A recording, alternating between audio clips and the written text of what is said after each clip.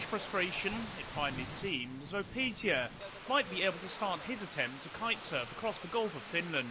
The weather conditions had hindered him up till now, and even now, in what was his latest effort, the elements were once again proving to be unfavourable, as a distinct lack of wind was always going to prove a problem. However, he made a promising start, and in what seemed no time at all, he was already miles away from the Estonian coastline, and his coach Alexei was pleased with his progress, a quarter of the way through his 80-kilometre journey. The wind is pretty quiet now, but according to forecast, it should pick up once we get closer to Finland.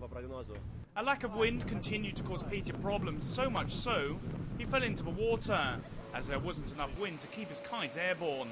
However, he was soon back on his board, as the Finnish coastline, which was also his finishing line, drew ever closer. This whole challenge was a completely new experience for the 24-year-old Russian. He may be a world champion kite surfer, but normally he's used to performing tricks over a short period of time in good conditions, and not having to surf a distance of around 80 kilometers with the elements against him. It was good, it was pretty fast actually, but at the end the wind dropped, so I was barely keeping going, and luckily there was an island on the way, so I got on it. Tired? It was good.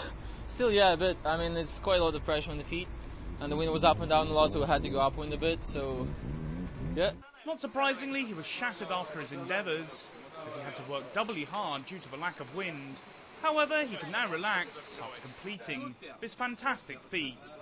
Well, it's been a fine effort. Well, once again, the weather conditions haven't been on Petya's side, with lack of wind really hindering his progress. But nonetheless, he's become the first Russian to have kite-surfed across the Gulf of Finland in an impressive time of just over 3 hours. He may have completed this challenge, however Petya has no intention of putting his feet up. He still wants to underline his status as one of the world's best kite surfers, but also in the future try to kite surf down the river Neva in his native St. Petersburg.